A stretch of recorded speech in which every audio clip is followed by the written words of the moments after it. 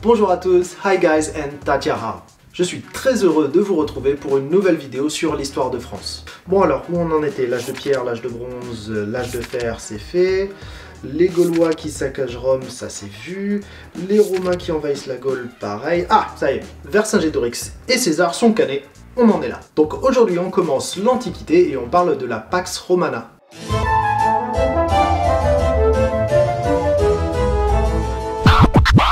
L'honneur, le bon sens. Commande à tous les Français libres de continuer le combat. Ah, la Pax Romana, 200 ans de paix et de prospérité sous l'égide de Rome.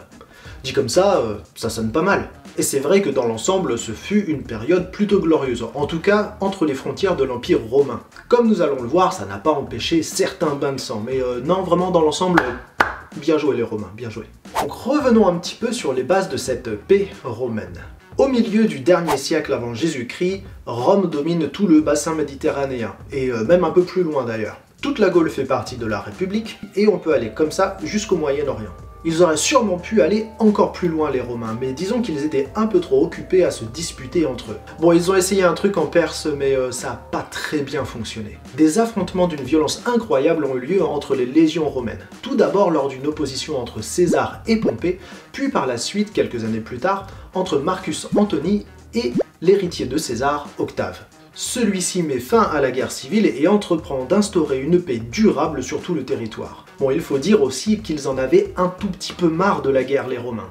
À Rome, il y a un temple dédié à Janus dont les portes ne se fermaient qu'en temps de paix. Eh bien, en moins 29, après avoir défait Antony, Octave fait fermer ses portes, signalant ainsi le début de la paix. Sauf que ça faisait 200 ans qu'elles étaient ouvertes, ces portes. Et donc il s'est passé ça. Non, pas moyen. C'est quoi le problème? Bah elles sont grippées là, tu vois bien, elles veulent plus fermer. T'as pensé à mettre un peu d'huile? Bah oui, tiens, c'est pas con de l'huile, j'y avais pas pensé.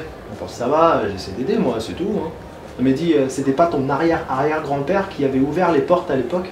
Bah ouais, mon arrière-arrière-arrière-grand-père.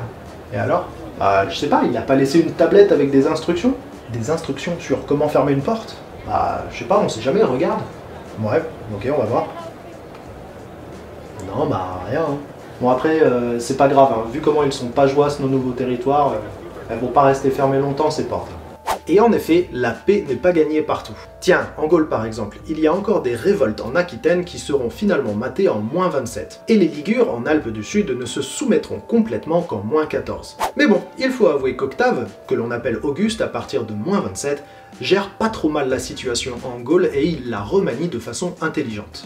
Il donne le statut de province sénatoriale à la Gaule narbonnaise, qui était romaine depuis une centaine d'années, et découpe le reste en 3 provinces impériales, l'Aquitaine, la Gaule belgique et la Gaule lyonnaise. Il désigne aussi Lyon, Lugdunum à l'époque, comme capitale des Gaules. D'ailleurs, il y a une petite légende sur l'origine du nom de cette ville. Il paraît qu'Octave cherchait un coin sympa pour créer sa capitale des Gaules, et fut conduit sur un site qui paraissait pas trop mal.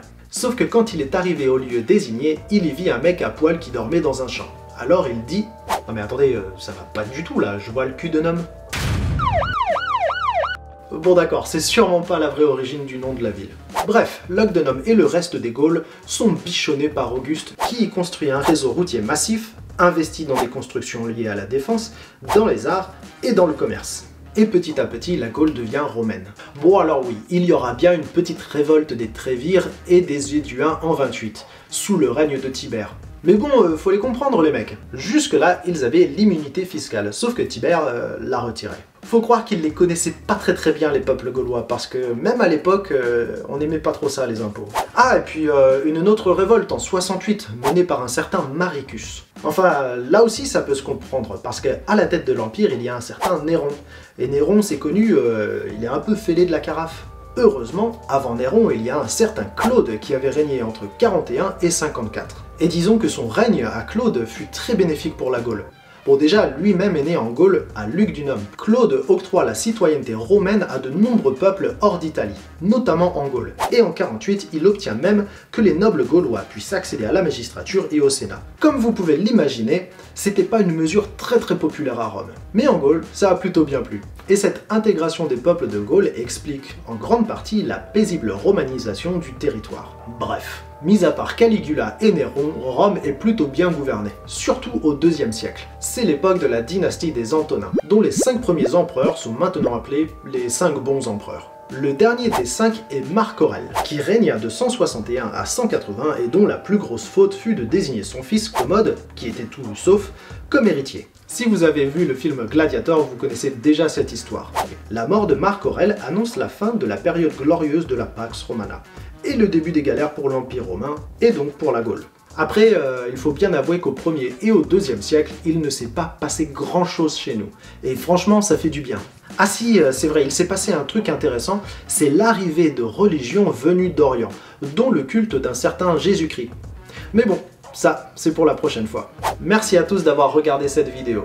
N'hésitez surtout pas à la commenter et à la partager si vous l'avez trouvée intéressante. Et moi, je vous dis à très bientôt pour la suite de l'histoire. A plus!